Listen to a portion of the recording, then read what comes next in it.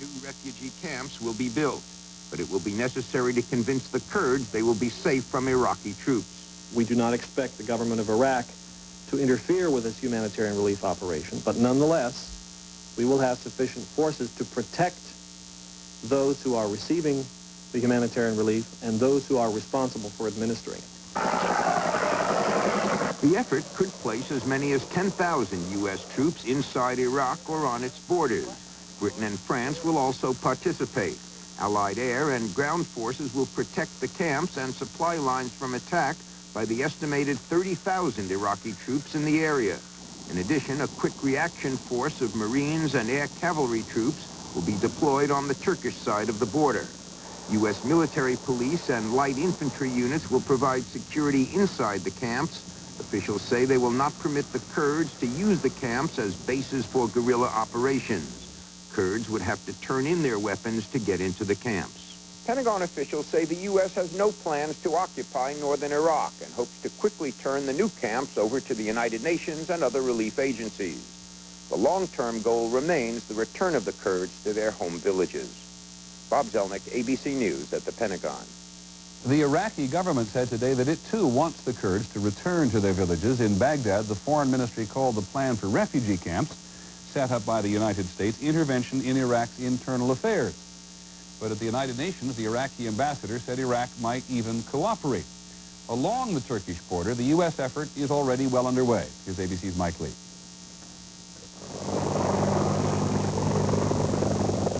The U.S. military effort to help the refugees went into a higher gear today. The number of helicopters flying relief missions doubled to 42.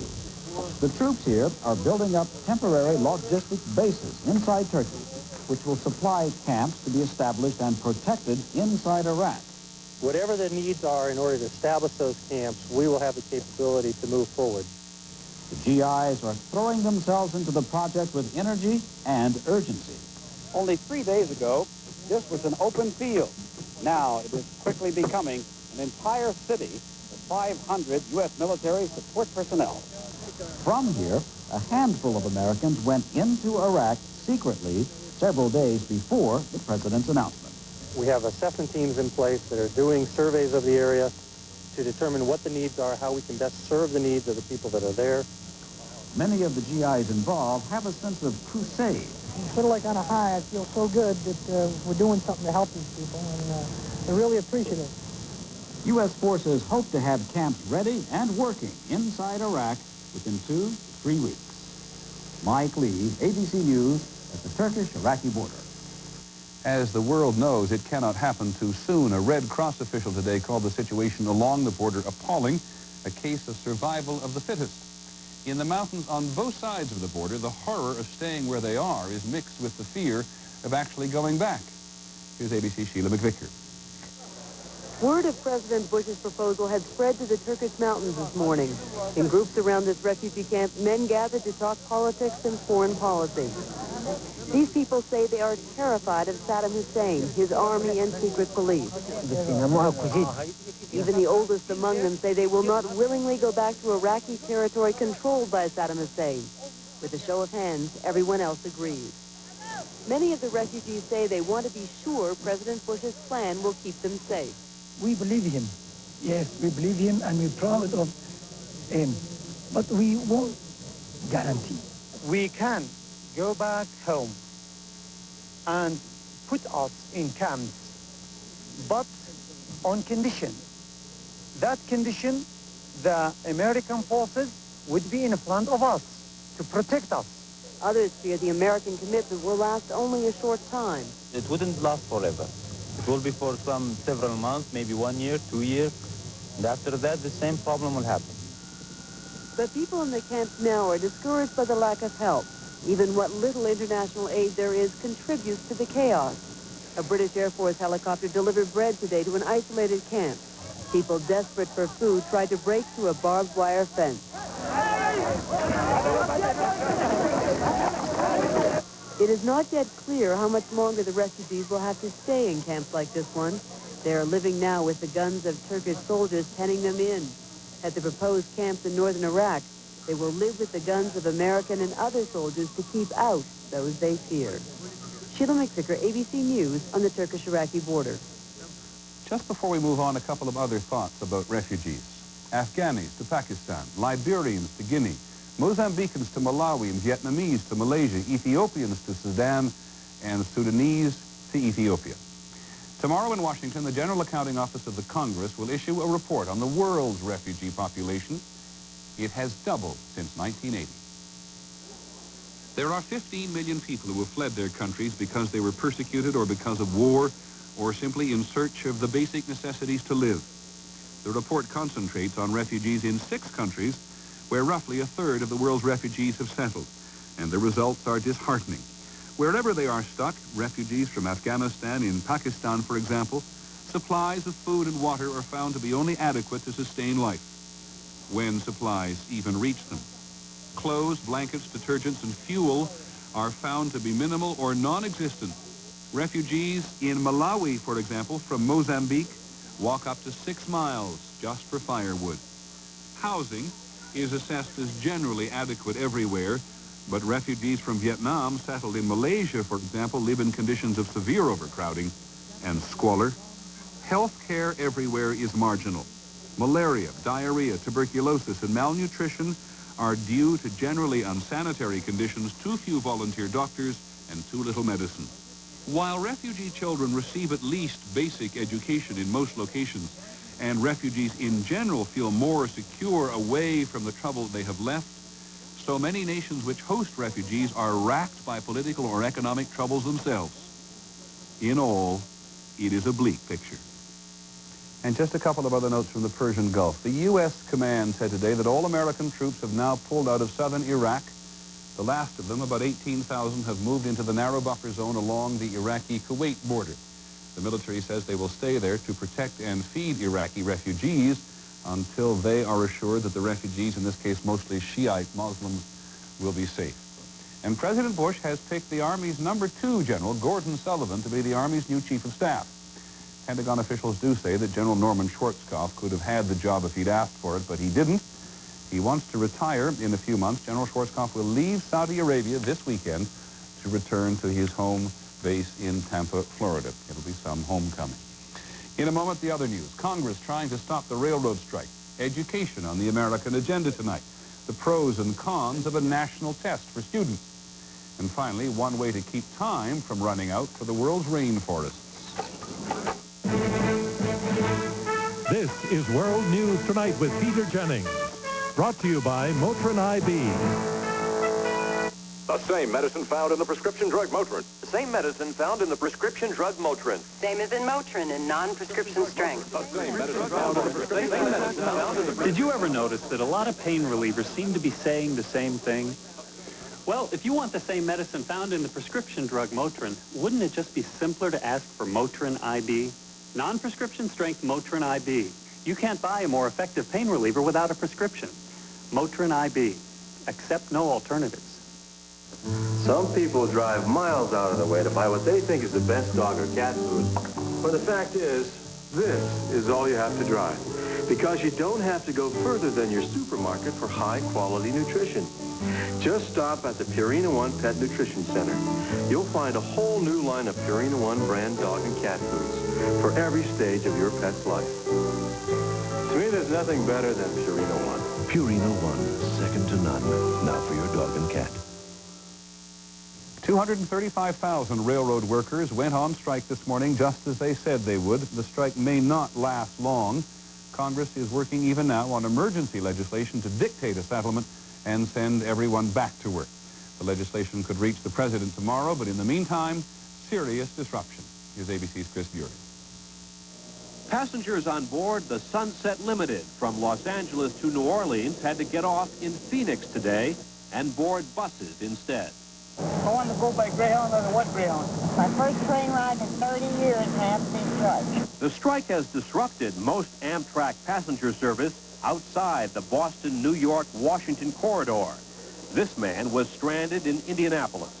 So what you're saying, travel Amtrak at your own risk? We're not able to operate over the tracks of freight railroads that are being struck, and we depend on those freight railroads for certain services which they are not able to provide us. In Chicago, a judge's last-minute order to keep commuter trains rolling spared 75,000 passengers from a miserable morning rush hour. But in the San Francisco Bay Area, these commuters caught the last train from San Jose before service was shut down at dawn. The strike is aimed not at passengers, but freight trains. Rail cars that carry almost 40% of the nation's freight have been stopped dead in their tracks. The auto industry has already begun to slow down because most car parts move by rail. Today, Ford cut some factory shifts in half. If it goes on beyond Thursday, we probably will have to close down the operation on Friday. At the Port of Houston, more than 1,000 tons of cargo will pile up each day of the strike. In Iowa, grain stocks are stuck in elevators. The strike has also stopped coal shipments from the mines of Appalachia, though most power plants have a 60-day supply. And even the greatest show on earth has been derailed. The circus is stuck in Charleston, West Virginia, until the strike is over. Chris Bury, ABC News. Medical news. The Food and Drug Administration says today that the makers of two widely used breast implants has agreed to voluntarily stop distributing them for now. As we reported last night, the FDA is concerned because the MEM and Replicon implants are covered with polyurethane, which can break down into a chemical that has caused cancer in laboratory animals. The implants are used by 500,000 American women. On Wall Street today, the Dow Jones Industrial Average closed above the 3,000 level for the first time. It had nudged over 3,000 before, but never ended the day there. Today, the Dow Jones gained more than 17 points and held it to close at 3,004, and the trading was heavy. Well, just so the rest of the country knows it, California is consumed by lottery fever tonight. The state lotto prize is expected to be $120 million, the largest ever in the United States. Tickets have been selling at the rate of more than 700 per second. Here's this, however. The Los Angeles Museum of Natural History points out you are twice as likely to be killed by falling airplane parts as you are to win the lottery. We'll be back in a moment.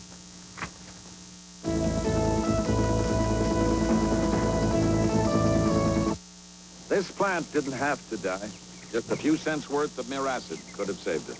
When azaleas and other evergreens turn sickly yellow, they need more than just fertilizer. They need Miracid. You see, ordinary fertilizers just feed, but Miracid feeds, ironizes, acidifies, helps restore vigor and beauty. And with Miracid in your Miracle-Gro feeder, you can keep azalea and other evergreens beautiful year-round. It's so easy. Just drop in and spray on. So fast, you'll treat all your plants in minutes. Although the Subaru Legacy is just as durable as our older models, it's a lot more stylish. So you no longer have to own a Subaru 10 years before you think it's beautiful.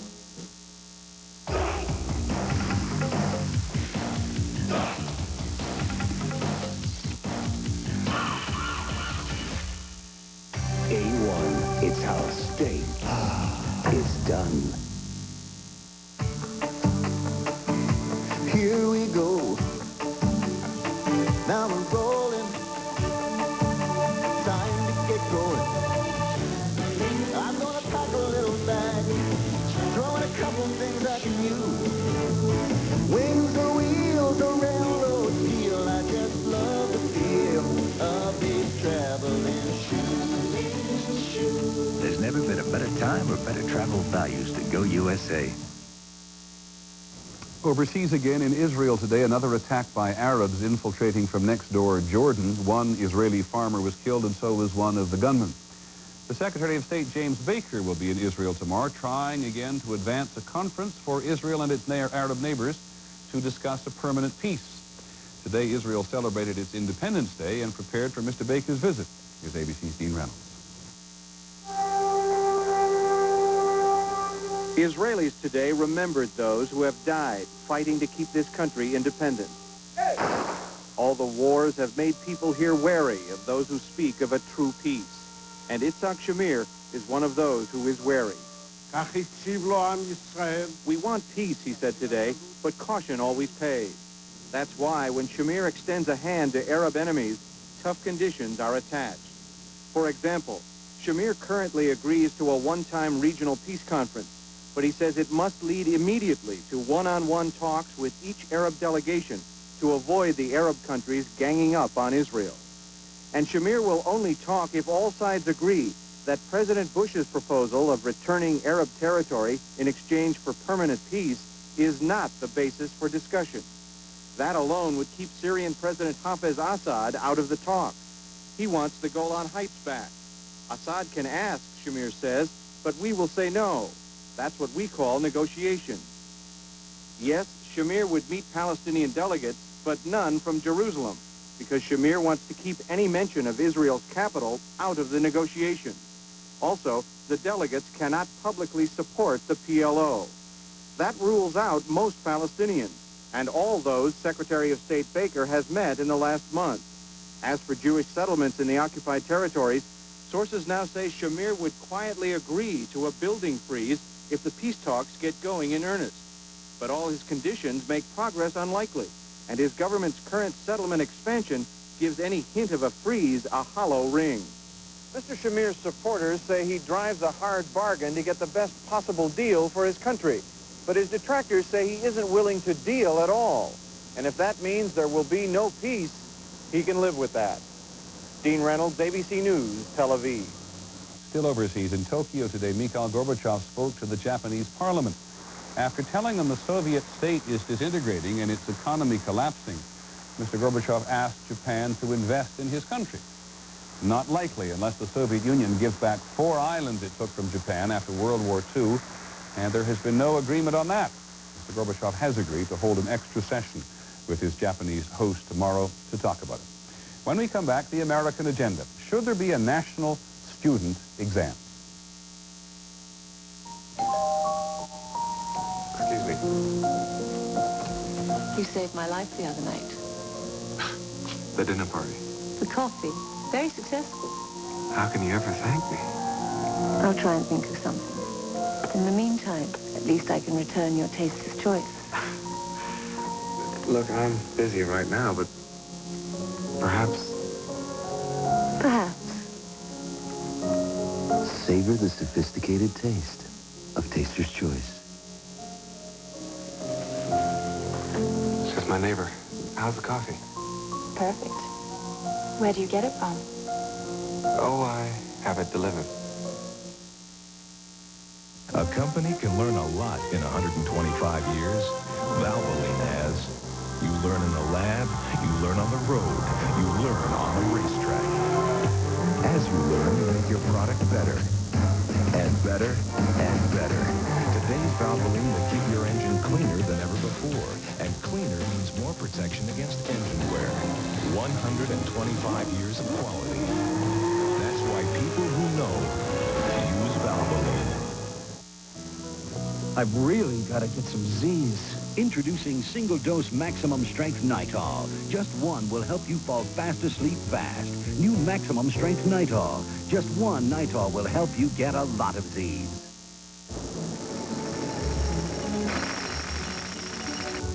A new high-output 4-liter engine. Anti-lock brakes. And exclusive shift-on-the-fly, full-time 4-wheel drive. Make Jeep Cherokee the ultimate vehicle for the hustle and bustle of everyday life. Now save $1,000 on new Jeep Cherokee. We have put education on the American agenda again tonight because, as we have said before, it is so essential to America's competitive place in the world. It is now nearly 3 years since President Bush announced to the nation that he wanted to be the education president. Tomorrow he will say again that he wants some kind of national standards by which all American students can be judged. He's not expected to be specific, but many educators are. They want a national test. Our education reporter is Bill Blakemore. A national test? It would have sounded downright un-American back when these one-room schools were built and local control of education was fiercely defended by each isolated town and neighborhood. But now, American families move a lot. Kids often end up going to school in a number of states.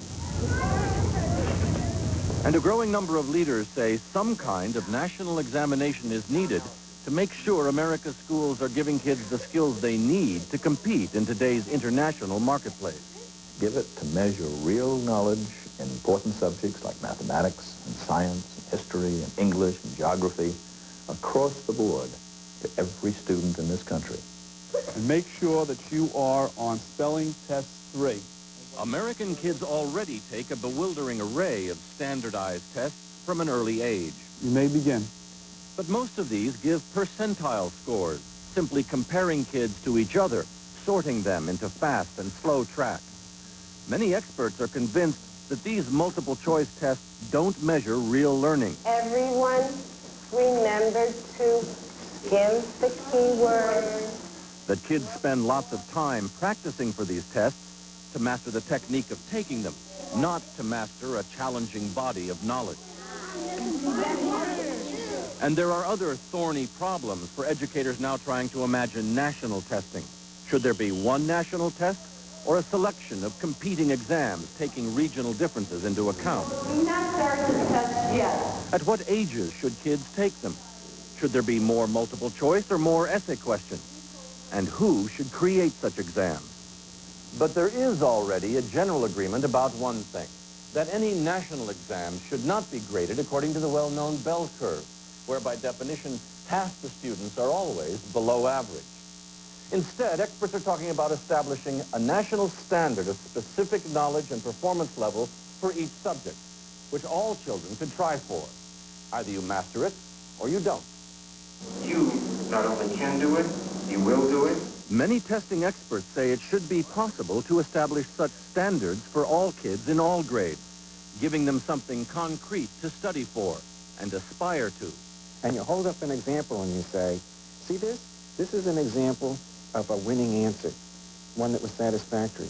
The parents look at that, the kids look at that, and the teachers look at that, and they say, I can do that. What were some of the qualities that he possessed? But even as momentum builds for some sort of national exams, there are worries and warnings. One is that it must still be left up to local districts and schools to decide how to teach for them, what books to use, and that everyone should help decide what the national standards are. What we've got to bring about is a massive consensus-building process that reaches down into every schoolhouse, down into every community. Another worry is that national exams would mean nothing if not accompanied by school reforms to help kids succeed. It's starting at the wrong end of the problem. The first thing we need to do is say, how can we help youngsters learn better? That's not a testing question, that's a teaching question. Yeah, which king are you talking about? I'm talking about. But those who favor national tests say there would be an incentive to study. Question 7. That students would study hard if they knew employers gave better-paying jobs to those who pass a national standards exam. And if it's done right, educators say, creating America's first national standards of knowledge and performance would mean that when a school says its kids really have learned something, there would be a good way to prove it. Congratulations. Thank you. Bill Blakemore, ABC News. Tomorrow, details of the president's plan, and in just a moment, what children can do for the environment.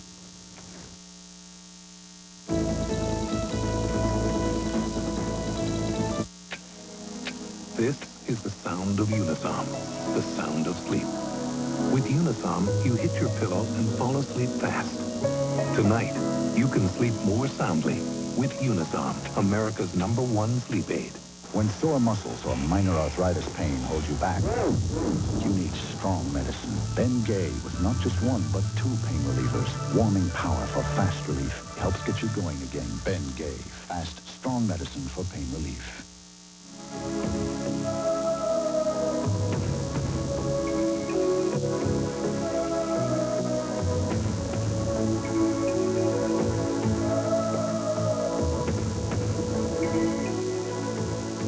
Too much of a good thing is a good thing.